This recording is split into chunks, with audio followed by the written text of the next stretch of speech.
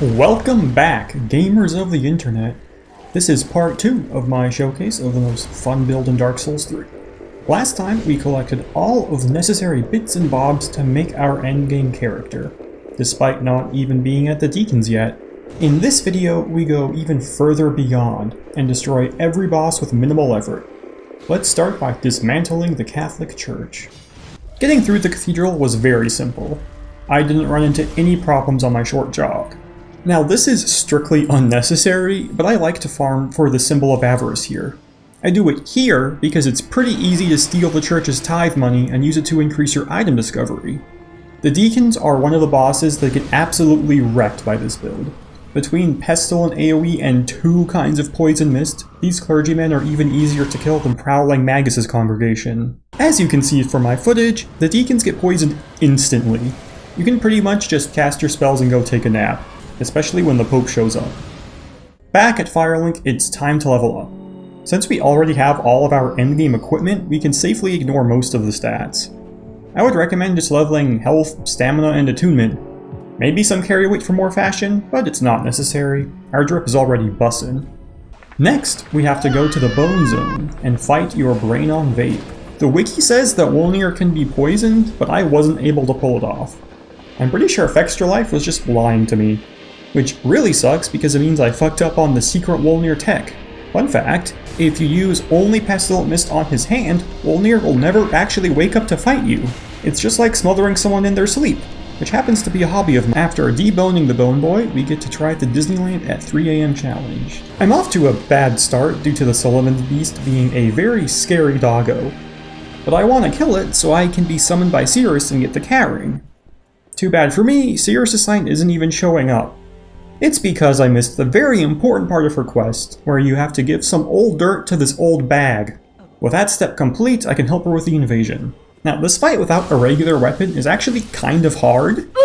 Cirrus even dies once. I have to get a little handsy with Creighton to stop him from healing. I was excited to visit Disneyland proper, but to my dismay, they've replaced all the mascots with celebrities aggressively promoting the new icy decor. To make matters worse, Creighton is experiencing gamer rage after his defeat, and now he's tracked down my IP address. If only I had today's sponsor, Express Shark VPN. Running through the rest of Irithyll is pretty simple, with the exception of the Stairway to Heaven. It's called the Stairway to Heaven because attempting to climb them will lead you to your untimely death.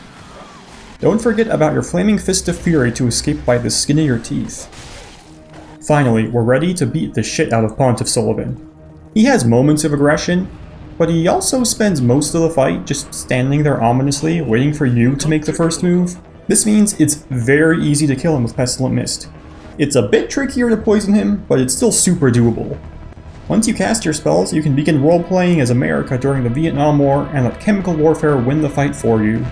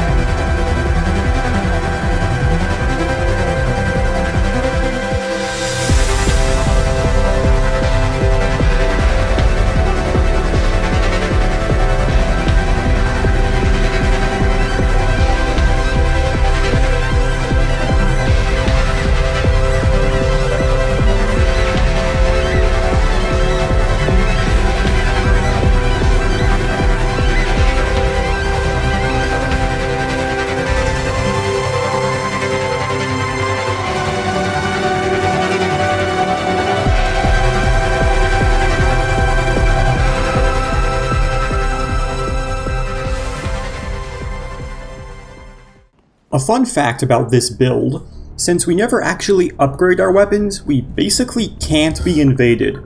Unless there's an invader rocking a +0 in the mid-game, we're super safe. Even in invasion hotspots like the giant courtyard. Killing the 2 NPC humans is just a matter of poison plus playing keep away. They aren't bad at all. The real challenge is trying to kill these Sulyvahn beasts.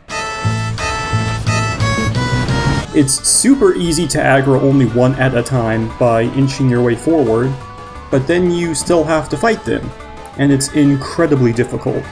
I never thought that a couple of dogs would send me to a farm upstate, but here we are.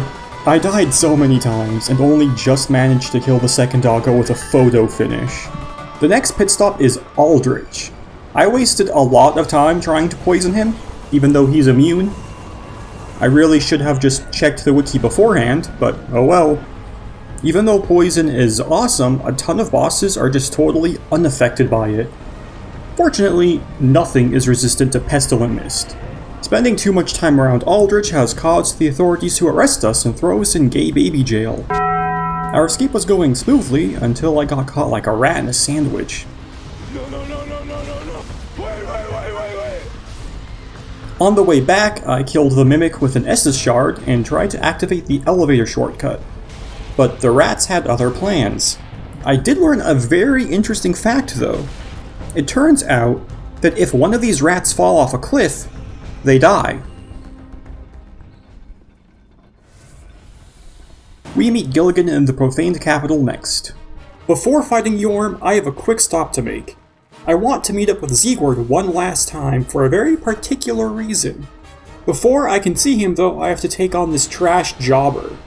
Also, while I'm here, does anybody else hate how long you're frozen when getting hit with an ultra great weapon? I know it's for balance purposes to guarantee 2-hit combos, but you're staggered for way too long. It just feels bad in this game. Anyway, after his death, we meet up with Siegward. Now, I know you're probably thinking we need his help to kill Yhorm, but you are wrong, my friend. I don't want his help at all, so I kill him here. I was honestly thinking that Siegward would just straight up not aggro when casting Mist on him, but actually he aggroes immediately. Oh well, between his bad AI and the most OP build ever conceived, Siegward is done for. How did I ever let this happen? I go ahead and finish the dungeon loop, then enter the fight with Yhorm. I'm sure you're expecting me to break the poison mist only thing we have going on, since this is a gimmick fight. But we don't even need to. It's true that Yhorm can't be poisoned, but once again, Pestilent Mist destroys him. This is why I killed Siegward. You really don't need his help at all. Yhorm's attacks are super easy to dodge, and he leaves you with plenty of time to cast spells. You know what they say, the harder they fall, and no one's around to hear it. Wait, that's not right. Anyway, after Yhorm's brutalizing, we get to fight the Dancer. Once again, this boss is immune to poison. And once again, it doesn't matter because of how good Pestilent Mist is. Put on your best classical ballroom music and have yourself a good old-fashioned dance-off.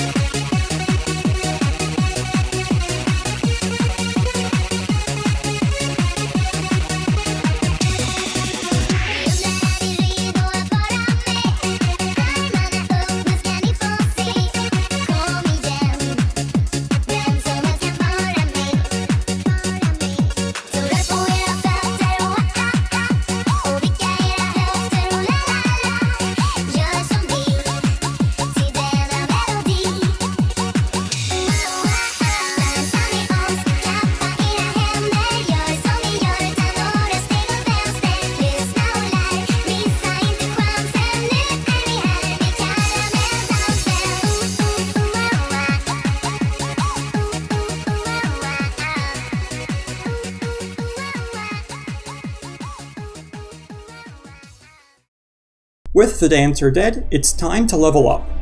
At this point, I'm not really sure what to get. We've hit some pretty bad diminishing returns with health, but we also have no damage scaling, so we can't level up anything to improve our DPS.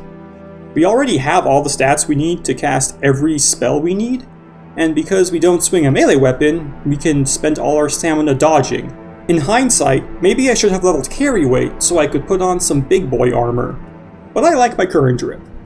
Looking on the bright side, being so strong that you don't actually need levels is a pretty good problem to have. The Dancer is dead, and the roadblock to the endgame has been torn down. Join me in part 3 for the finale of the stinkiest Dark Souls 3 build.